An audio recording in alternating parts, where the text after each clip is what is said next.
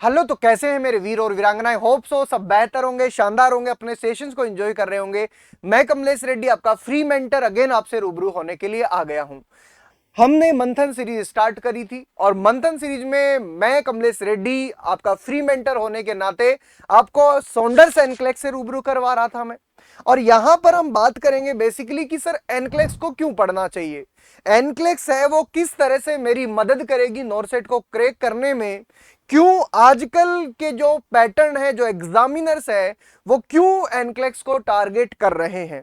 तो कुछ मेरे पास में की पॉइंट्स है जिससे मैं समझाना चाहेगा कि आपको एनक्लेक्स पढ़ना ही पढ़ना चाहिए, जिससे कि आपका जो सिलेक्शन का रेट है, सिलेक्शन के चांसेज हैं, प्रोबेबिलिटी है, वो ज्यादा हो सके। तो आज जो आपका सेशन है उसमें हम बात करेंगे कि sir why you should read NCLEX. तो सर यहां पर कुछ पॉइंट्स आपके सामने में रखेगा। सर कौन कौन से पॉइंट है? जैसे आपने देखा होगा कि आजकल जो सिनेरियो है, एग्जामिनर जो है वो चीजें थोड़े अलग वे में पूछने लग गया। सर अलग कैसे? अरे पहले के टाइम में होता था कि थियरी पढ़ो और थियरी जो बंदा पढ़ सकता था वो डेफिनेटली रैंकर भी बन जाता था, या मैं कहूंगा कि उसका सिलेक्शन इजी हो जाता था। आजकल थियरी के साथ साथ आपको प्रैक्टिकल एप्लीकेशन भी आना चाहिए, यानी नर्सिंग इंटरवेंशन पर भी फोकस किया जाने लगा है, सिनेरियो बेसिस पर भी क्वेश्चन दिए जाने लगे हैं। तो पहला पॉइंट मैंने जो रखा है, जिस हिसाब से मुझे लगा है कि एनक्लेक्स को आपको पढ़ना ही पढ़ना चाहिए, तो पहला पॉइंट आपने कहना है कि NORCET is shifting towards clinical reasoning. आपको खुद पता लग चुका होगा कि सर जब हम लास्ट जो भी नॉरसेट लिख रहे हैं, डे बाय डे एग्जाम थोड़ा टिपिकल होता जा रहा है, थोड़ा डिफिकल्ट होता जा रहा है। और वो इसलिए लग रहा है कि हम जिस हिसाब से एग्जामिनर अपने ट्रेंड्स को बदल रहा है, उस हिसाब से हम अपने आप को रेडी नहीं कर पा रहे हैं। सर कैसे एग्जामिनर पैटर्न बदल रहा है? जैसे कि आजकल आपको जो पैटर्न देखने को मिलेगा, वहां पर आपने कहा कि सर पेशेंट सिनेरियो पे बात कर रहा है, या फिर मैं कहूंगा कि आजकल बात हो रही है सर प्रायोरिटी क्वेश्चन से रिलेटेड, जहां पर आपसे पूछा जाता है कि फर्स्ट प्रायोरिटी क्या रहेगी, लास्ट प्रायोरिटी क्या रहेगी, अर्लीस्ट पैटर्न क्या होगा, लेटर में आपको क्या देखने को मिलेगा। या मैं कह सकता हूं कि एग्जामिनर आजकल डिस्कशन करने लगा है कि एज ए नर्स आप क्या कर सकते हो। नर्सिंग जो इंटरवेंशंस है, इन पर भी आपका टारगेट रहने लगा है। तो पहला पॉइंट जो मुझे लग रहा है वो रह सकता है कि सर नॉरसेट का जो पैटर्न है वो आजकल पहले से थोड़ा अलग हुआ है। ठीक है साहब। नेक्स्ट पॉइंट जो मेरे हिसाब से बन सकता है कि एनक्लेक्स को पढ़ना चाहिए, तो ये रहेगा कि सर एनक्लेक्स जो बुक होती है, अगर आप उसे पढ़ते हैं तो इसकी वजह से क्या होगा सर, बिल्ड्स प्रायोरिटी थिंकिंग। अगर आप एनक्लेक्स को पढ़ोगे, एनक्लेक्स के जो क्वेश्चंस जब आप देखोगे, तो आपको खुद पता लग रहा होगा कि सर प्रायोरिटी वाइज क्वेश्चन तो होते ही होते हैं। साथ ही साथ आपने फर्स्ट एक्शन की बात सुनी होगी। सर जैसे मान लीजिए एक मरीज है जो सेप्टिक शॉक का है, उसमें आप पहला इंटरवेंशन क्या कर सकते हैं। या फिर एक मरीज बर्न्स वाला है, एक मरीज जिसको स्नेक बाइट हुआ है, उस सिचुएशन में आपका पहला एक्शन एज ए नर्स क्या होगा। तो एनक्लेक्स जो होती है वो प्रायोरिटी थिंकिंग आप में डेवलप करती है, क्योंकि क्वेश्चन के जो पैटर्न है वो कुछ इसी वे में रखे गए हैं। सर कैसे समझ सकता हूं? सर जैसे आप कह सकते हैं कि जब हम एनक्लेक्स को पढ़ते हैं तो यहां पर आपको क्या मिलेगा बच्चा, जैसे मैंने ऑप्शन बोले, कुछ एग्जाम्पल बोले कि first action in septic shock, जहां पर कई बार बच्चे पूछते भी है कि जैसे मान लीजिए कि सर एक पर्सन को सेप्टिक शॉक हुआ है तो पहले आईवी फ्लूइड दोगे या पहले एंटीबायोटिक दोगे, जहां पर आपको पता लगता है कि सर ये शॉक में जा रहा है मरीज। इस मरीज में एबीसी के अकॉर्डिंग देखा जाए तो हाइपो, मतलब एक तरह से मरीज में हाइपोटेंशन वाला पैटर्न रहेगा, पहले मुझे आईवी फ्लूइड देना होगा। लेटर सिचुएशन में मैं बात करूंगा कि हाँ भाई अब इसको ब्रॉड स्पेक्ट्रम एंटीबायोटिक या जो भी एंटीबायोटिक यहां पर सेंसिटिव बन रही है वो देके चलना है। तो आपने कहा कि सर प्रायोरिटी थिंकिंग का पैटर्न जो मुझे मिलता है वो कहीं ना कहीं एनक्लेक्स से इजीली मिलने वाला है। जैसे आपने कहा कि और कौन से एग्जांपल, सर जैसे मैंने अभी कहा कि आप बोल सकते हैं कि प्रायोरिटी इन बर्न पेशेंट, जहां पर आप एबीसी की बात करते हैं, जहां पर एयरवे को टारगेट करने वाले हैं। या फिर आपके पास में क्या होता है कि एग्जामिनर 2-3 पेशेंट रख देगा, 2-4 मरीज रखेगा और फिर बोलेगा कि चलो पहले किस मरीज को देखोगे, तो हु आपने कहना है हु टू सी फर्स्ट। इस तरह के जो आपका माइंडसेट बनता है, जो आपके सोचने का नजरिया बनता है, वो कहीं ना कहीं एनक्लेक्स से इजीली डेवलप हो सकता है। चलो दूसरा पॉइंट हुआ।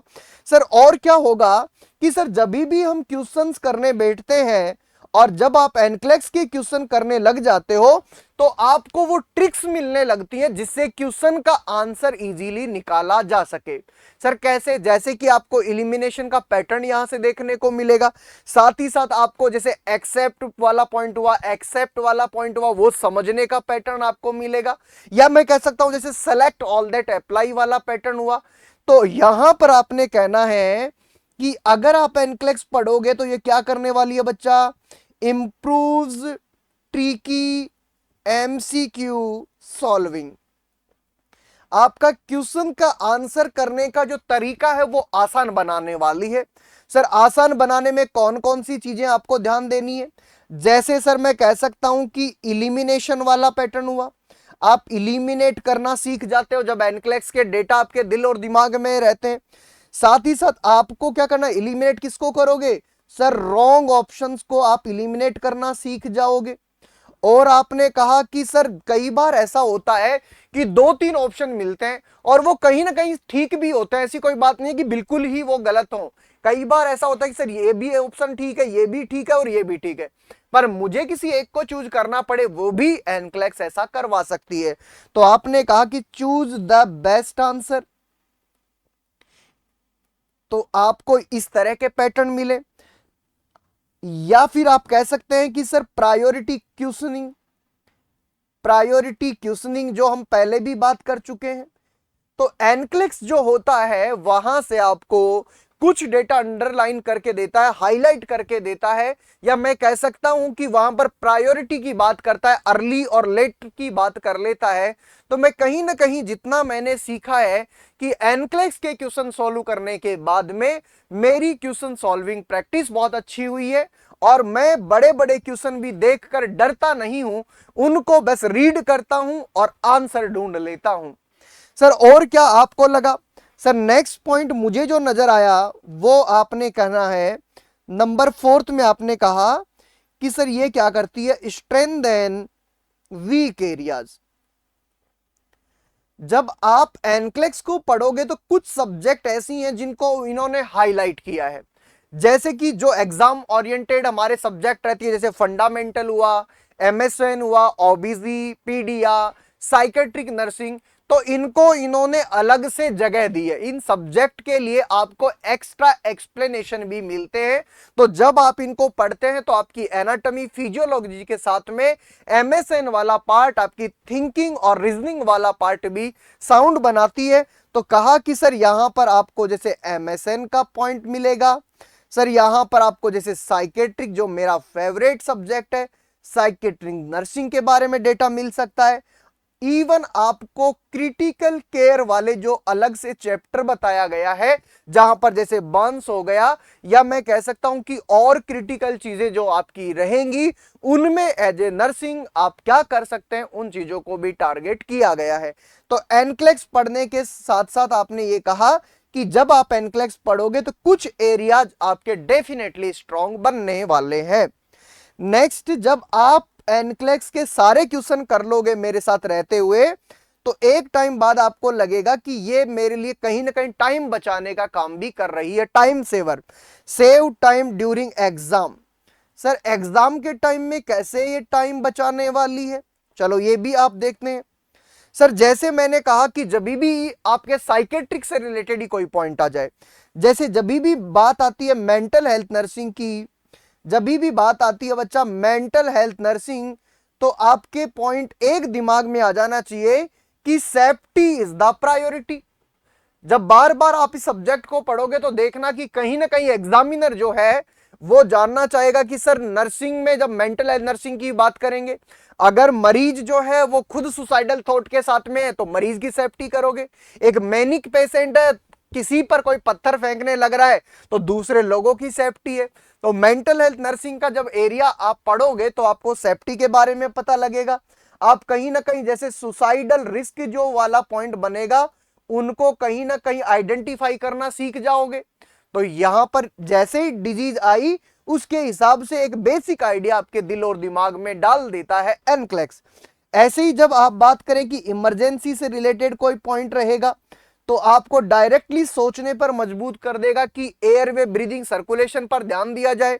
ऐसे ही जब इन्फेक्शन से रिलेटेड कोई टॉपिक रहेगा तो आपको यह भी पता होना चाहिए कि बीमारी एक दूसरे पे नहीं फैलनी चाहिए। तो वहां पर आइसोलेशन को प्रायोरिटी करके आपको डिफरेंट टाइप के आइसोलेशन टेक्निक्स के बारे में बताया जाएगा। कहने का मतलब आपका एनक्लेक्स एक देवी है जहां पर आप कम टाइम में बहुत सारी चीजों को सीख सकते हैं। साथ ही साथ ये बुक ऐसी है जहां पर थियरी के साथ आपको एक स्टैंडर्ड लेवल के क्वेश्चन देखने को मिलते हैं। आपके सोचने समझने की क्षमता जो है वो बढ़ने वाली है। आप जब भी इस तरह की किताब पढ़ते हैं तो आपका कॉन्फिडेंस नेक्स्ट लेवल पे रहता है, क्योंकि हर कोई पर्सन इस एनक्लेक्स सॉन्डर्स को नहीं पढ़ पाता। लेकिन जब आप मेरे साथ मंथन सीरीज में बैठोगे, मेरे साथ क्वेश्चन को सोल्व करोगे, तो आप अपने आप को एक अलग स्पेस पे रखने वाले हो, लेवल पे रखने वाले हो। क्योंकि हर किसी ने और किताबें पढ़ी होंगी पर एनक्लेक्स पढ़ने वाले, और वो भी एक अच्छे लेवल से पढ़ने वाले लोग सिर्फ आप होंगे। तो मैं कहूंगा कि एनक्लेक्स के कुछ बेनिफिट्स आपके सामने हैं। बाकी जब भी आप एग्जाम लिखोगे और थियरी के कंटेंट वहां से जो देखोगे तो यकीनन आपको एक्स्ट्रा एज मिलेगा। तो यहां पर हमारा सेशन जो है वो सिर्फ एक इंफॉर्मेशन से रिलेटेड था कि मंथन सीरीज में जो एनक्लेक्स में रीड करवाएगा, आपसे पढ़ाएगा, क्वेश्चन सोल्व करवाएगा, तो क्यों आपको सॉन्डर्स एनक्लेक्स पढ़ना चाहिए। तो यहां पर मैं कहूंगा ऐसे पढ़ते रहो, सीखते रहो, बढ़ते रहो और कर जाओ कुछ ऐसा कि दुनिया करना चाहे सिर्फ आप जैसा। ऑल द वेरी बेस्ट बच्चा पार्टी, लव यू ऑल।